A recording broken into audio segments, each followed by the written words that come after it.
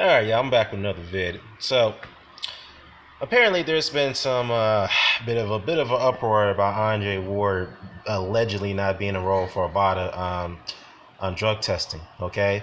Now I saw a video. I saw a couple guys' video responses. Shout out to Fight Critic and Dream Chasing Boxing, by the way, and Quest X. Shout out to the brothers. Now they made videos about it. I haven't got a chance to look at it. However, I did take a look at one guy, the source of behind this whole this allegation, the fact that Andre Ward is not enrolled in VADA, but Sergey Kovalev is. Well, the person who put out the video, now he put out incorrect information, okay? Number one. And number two, he cited his information on BoxRec. Because on BoxRec, if you look at a fighter's profile and bio, it will list, it will list the country of origin, their weight, their name, the alias, and it'll also state whether they're enrolled in the clean boxing program, yes or no. It showed that Kovalev is enrolled into the clean boxing program, and Ward isn't. Well, first I gotta say is, this is what happens when you rely on BoxRec to be your primary source of information when it comes to fighters' informations or history of fights, or taking a look at histories of fights for one, okay? Because BoxRec, though it does store good pieces of information, it is also notorious for having incorrect information, okay? So this is why, instead of relying on, it's just like Wikipedia. I almost said Wikipedia there. Just like Wikipedia. Wikipedia does have some good pieces of information, but sometimes that information that's stated on that's shown on Wikipedia is not totally accurate. So that's why it's always best to cross-reference information by looking at other magazine articles or other sources of information, like other valuable websites.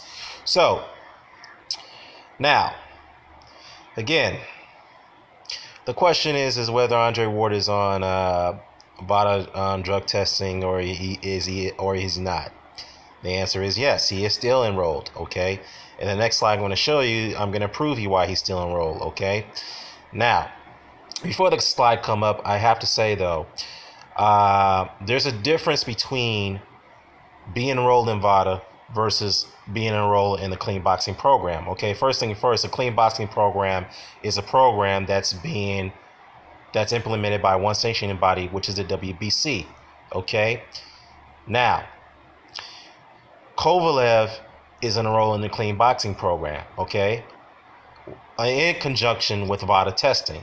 All right, so let's make that clear. Now, according to the rules, after Kovalev had lost his titles to Andre Ward, all three titles, which is the WBA, the IBF, and the WBL, right? When he lost those three titles, the WBC automatically installed him a ranking at number 2 in the WBC, okay? Now, according to the rules by the WBC and the clean boxing program, to maintain their ranking, you have to partake in it. Number 1, you have to enroll. Number 2, it's not out of pocket, so it's not out of the fighter's expense. Number 3, they must conduct random style drug testing year in and year out, meaning 365 days and 24/7, meaning that in-ring competition, out-ring competition. Now, opposed to Andre Ward, though Andre Ward is enlisted for VADA for this championship fight, he's not enlisted for the clean boxing program because he is not ranked by the WBC, thus because he is a champion for the other sanctioning bodies. So there's a major difference between the two. Okay, now as you can see right here, this is the screenshot on VADA's website. Now on there, you can hover the mouse cursor to the fighters and the thumbnails, as you can see here. You can see Manny Pacquiao, you can see Jesse Vargas, you can see who else you can see in there. You have who else is there? Luis Ortiz, Canelo Alvarez. Surprising, he has his gripes with the WBC. Who else is in there? I think I see Kell Brook in there too. He looks like he's in. I see a snapshot of him. It's very small, but I'll go ahead and post a link to the page so you can take a look at it. Okay. So, and Alexander Povetkin, obviously, and Guillermo Rigondeaux. So now, that's the difference between the two. All right, so he is enrolled in the VADA testing. So obviously this is his third fight in a row. The first fight going back, the first time he enrolled to VADA was with the fight with what's his name, Sullivan Barrera. Then of course his last fight with Sergey Kovalev, and of course going into the rematch with Sergey Kovalev, he's enrolled in the VADA testing program.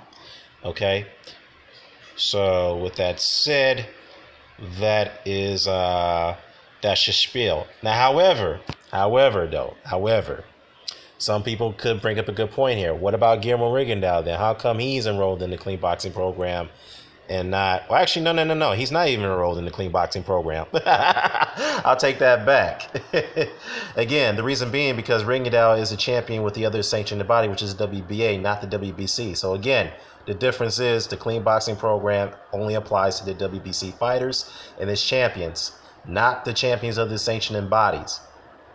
So again, to the guy in Ecuador who put out this information, you might want to retract that video because, again, you say that everything is incorrect and is inaccurate. Of course, his followers are going to go along with it because they have so much disdain for Andre Ward. It's so sickening, man. It's just like, it's unbelievable. Yes, Andre Ward's not a saint. Yes, he's a diva just like any other fighter is. But I just don't understand, why does he warrant all this criticism and hate? Yes, there are some legitimate criticisms on the things he does, but not to the extreme, because I think this is too extreme. Real talk. It's very extreme, and I think it's unwarranted in most cases. So with that said, yeah. There's nothing else to be said there. So I'll go ahead and post a link to the VADA's website so you guys can take a look at it and take a look at the fighters who are enrolled in their drug testing program. And again, this is a difference between the clean boxing program and the VADA testing programs. There's two differences. Okay, that's all to be said. I'm out.